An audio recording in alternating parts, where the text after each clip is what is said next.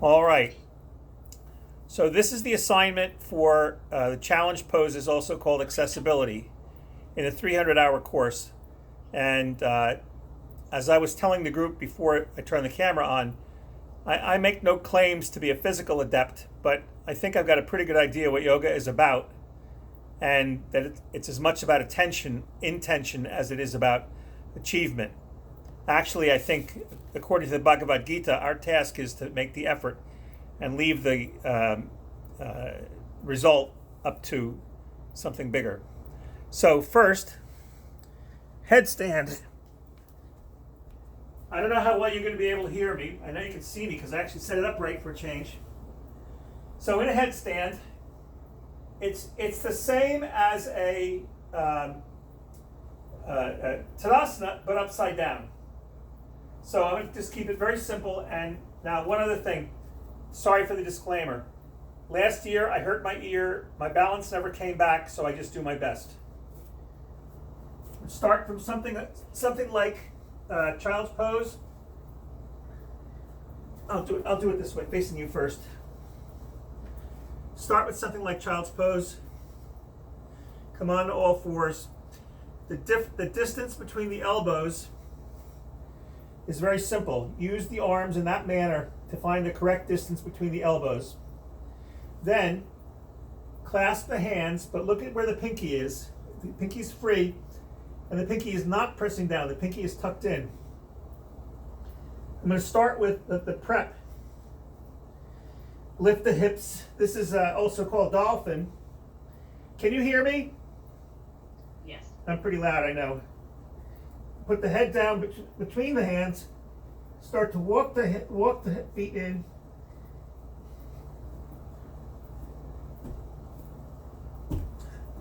Tonight is not a good balance night, so I'm going to pretend I'm Steve and come to the wall. Same thing. Measure the distance between the elbows. Clasp the hands, tuck in the pinky, head down, hips up, feet up. And I cheated, I kicked up. Now I'm going to get some balance.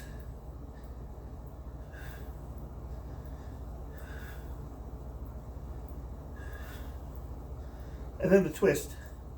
Oops. I'm twisting my torso and my thoracic spine. And then I'm going to go the other direction.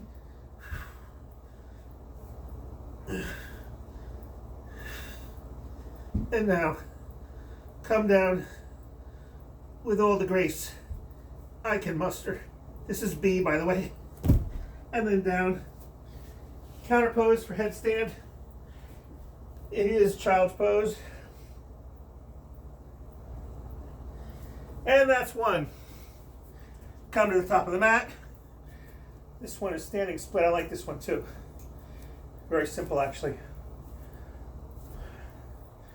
Tadasana. Fold. Hands just a little bit in front of the feet. One leg up and back. Keep the hips level. I've seen it done with the front foot flat. I've seen it done with the front heel picked up. It's nice to try to balance. Pick up one hand, pick up the other hand, pick up both hands. It's not going to go.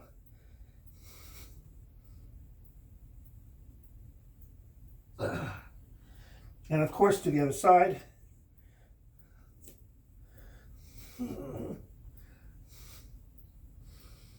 Trying to put as little weight as possible on my hands. Ideally, I could even pick them up. Keeping my hips as level as possible. Come down. Place the feet next to each other. Hands to the hips. Come up slowly. The head having been down for more than a moment. Okay. Extended bound side angle pose. Niramba Parshvakonasana. So I think if we've been doing yoga at all, Parshvakonasana is one of the basic standing poses. Start out in something that looks like Warrior 2. and then bring the front forearm down to the thigh. I'm going to do that on both sides first. Extension, there's a straight line from the fingertips, which is where my gaze is, back to the back foot, pressing the back of the foot into the ground. Use the arm and the breath to come up. I'm going to pretend I'm turning around, but I'm going to come back the other way, which now I got lost. Here we go. Like warrior two, extended angle, Parsvakonasana. We all know this one. Now here's the trick. My shoulder's tight, so I'm going to get something like a strap.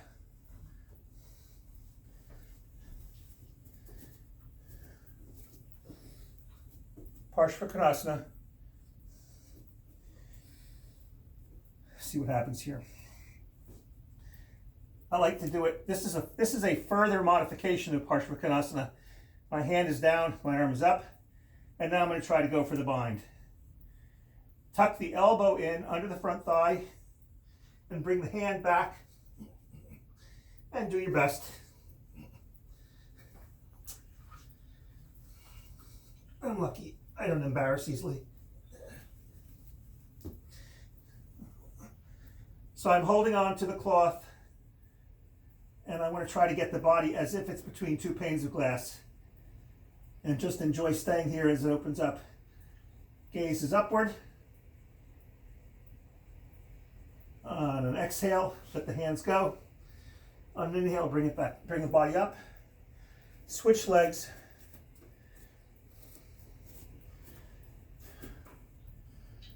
Side angle.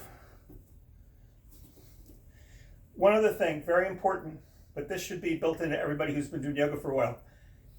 In an unsupported position like this, where my hands are on the ground, my back knees are on the ground, the knee should never come out in front of the ankle. Further than 90 degrees, not everybody agrees, but it's a big strain on the front knee and can cause damage. We don't want that. So, regular side angle, full side angle, and now I'm going to try to bind.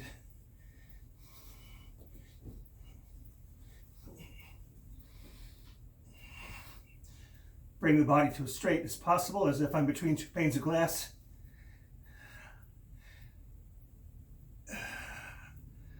Three, 4, 5. Let the hands down. On the inhale, come back up. Step back to the front of the mat. And that's 3 poses. So, with any luck, my camera's still running, unlike what happened last week. I stick to the basics because, well, those are basic. Because what's more important is my sense of presence. What's more important is my sense of focus and concentration and being knowledgeable about developing the knowledge of the pose and being willing to give it a try, the intention. It's been years since I've been able to clasp my hands behind my back in the extended side angle, but I'm no question whatsoever in the near future I'll be doing it again. So thank you for letting me share this with you.